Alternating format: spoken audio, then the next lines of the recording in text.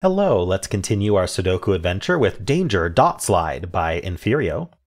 Like those danger signs that you see on the highway. Where oh no, there's going to be a dot slide. That's fun. So we have normal 6x6 Sudoku rules. So in every row, every column, and every 2x3 box, we are placing the digits 1 to 6 exactly once each. We also have standard crop key pairs rules. So what that means is we've got the white dots and the black dots. So the white dots separate consecutive digits. So if this was, let's say this was a 4. This could be a 3 because 3 is consecutive with 4, or this could be a 5 because 5 is consecutive with 4. But once we place this 4 here, those are the only options, 3 or 5. Black dots separate digits with a 1 to 2 ratio. So let's pick this because there's no interference here. If this cell was a 2, so 1 to 2 ratio, another way to think about that is one of the digits is exactly double the other. So this could be a 1 because the 2 would be double 1. Or this could be a 4 because the 4 would be double 2. So the order doesn't matter. What matters is if you take one of them, it's exactly double the other one. Not all of the dots are necessarily given. So if we had a 2, 4 here, there could have been a black dot, but there's not, and that's perfectly fine. We're allowed to do that. All right, that's it. Those are the rules. There's a link in the description if you'd like to try the puzzle yourself, and I'm going to get started right now. All right, if there's one thing we know about black dots is you can't put a 5 on them. Because if I try to put a 5 here, I can't double 5 to 10. That's not going to work. 6 is our maximum digit. And I can't half 5 to 2.5. So you can't put 5 on any of these black dots. And this 5 looks in here. So we end up with a 5 in one of these two. And then now these 5s point up along with this 5, putting a 5 on this white dot. So this dot has a 5 on it, and the 4 or the 6 is going to join it. Which is interesting. I bet we can, well, I guess that means the 2 is in one of these two. Might as well mark that. Do we want to think about these consecutive digits, or probably want to think about the black dots? There's quite a bit of a cluster of them going on here. So no 5s on them. It's interesting. It does mean there's a 5 on one of these dots, but let's think about this. So we could be 1, 2, 2, 4, or 3, 6. Those are the pairs that go on black dots. Do we have anything of interest here to talk about?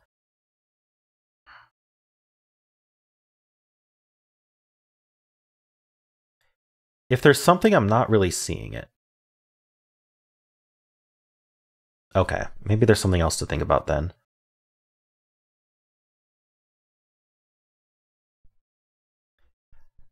If the 5 were on here, then we'd have a 4, 5. In fact, this would be 4, 5, 6, and this would be 4, 6, right? Okay, okay. This is what we want to ask. Where does 1 go in this box? Because if we try to put a 1 on any of these white dots, then that means we have to put a 2 with it, and the 2 is gone, right? So 1 in this box can only go here. Now 1, we have to double that to 2. We can't have it to 0.5. 2 is going to end up with a 1 or a 4, so we don't know how to resolve that yet. But it does mean there's a 2 down here somewhere. I don't know if I want to mark that at the moment. Okay, so that's 1 and 2. So what are the digits remaining? 3, 4, 5, 6, right? So the 3 is going to end up with the 4, and the 5 is going to end up with the 6. Can I say anything about that?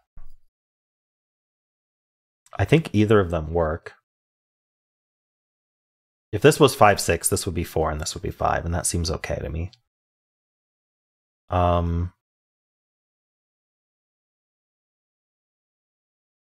Okay, we do have these two 2s, putting a 2 over here. Does it have to do with 5 in this column? I think, well, 5 can be in one of these two places in this column. We want to ask the same thing about this box, but with 6, right? Where does 6 go in this box? If we try to put a 6 on a white dot, then it has to go with a 5.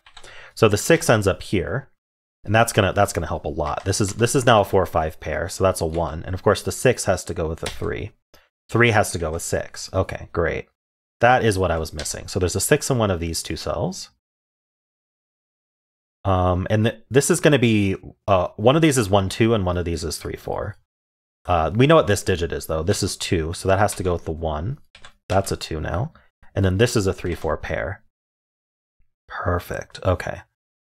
So the 4 in this box goes in one of these two, for what it's worth. And the 2 goes down here. So actually, this is just 2, 4, 4, 6, 5, 6, 2, 5. I don't think I need the corner marks. Okay,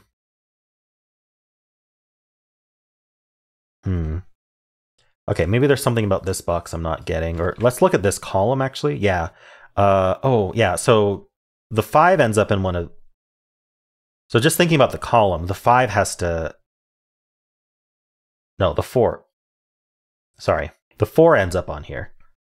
Because we have both...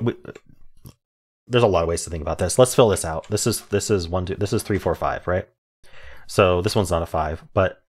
we can't put 3 and 5 together, right? So the 4 is going to end up on here.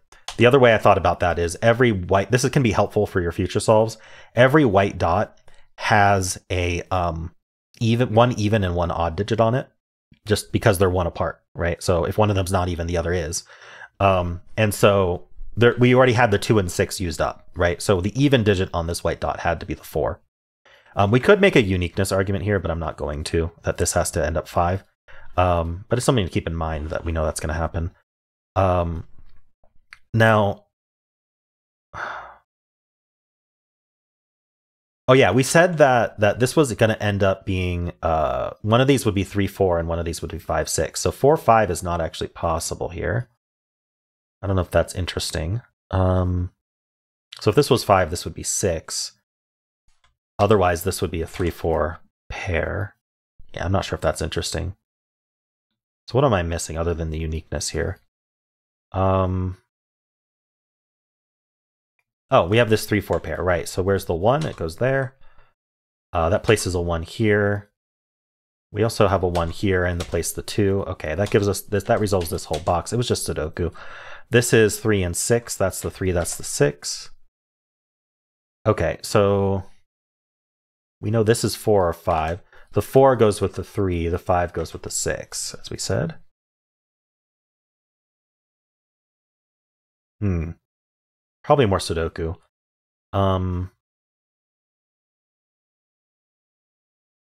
Where though? This cell is a 5. This is 1, 2. This is 3 and 4. This is 3, 4, 6. Might as well fill 3, 4, 5, 6 here. Okay, so what am I missing? Oh yeah, these 4s are over here, right? So they claim the box. These can't be 4. I don't think that does enough. We'd be done by now if I use uniqueness, but that's okay. I don't want to use uniqueness. So what am I missing about this? Ah, yeah, there's a problem with 3, 4 here. Because remember that in this box, one of these will be 3, 4, one of these will be 5, 6. Because wherever the 3 goes, it takes the 4, right? So if this was a 3, it would have to take the 4, and unfortunately it's a false deet because this cell would have no value, right? That's a really common thing when we have dots like this, is that you got to look at the rest of the column here, for example, and see that this 3, 4 is preventing this from being 3, 4. And so this has to be the 5, 6, and that should finish everything. That's not 6, that's not 5. Yeah, we get the 3 here, the 4 and the 3, the 4 and the 3. We have a real deet in this corner. That's a 6, that's 4 and 5, that's 3 and 4, and we're done. Alrighty. Well, this was a neat puzzle. I think I missed some obvious Sudoku things. But yeah, that ending was fun. A little bit more advanced logic there, where this couldn't be the 3, 4. So first we had to realize that in this box, one of them would be 3, 4. Then we had to realize that this couldn't be 3, 4 because this cell was already only 3 or 4. So cool. I enjoyed that. I hope you did as well. And if you did, then why not leave a like, subscribe, and a kind comment below.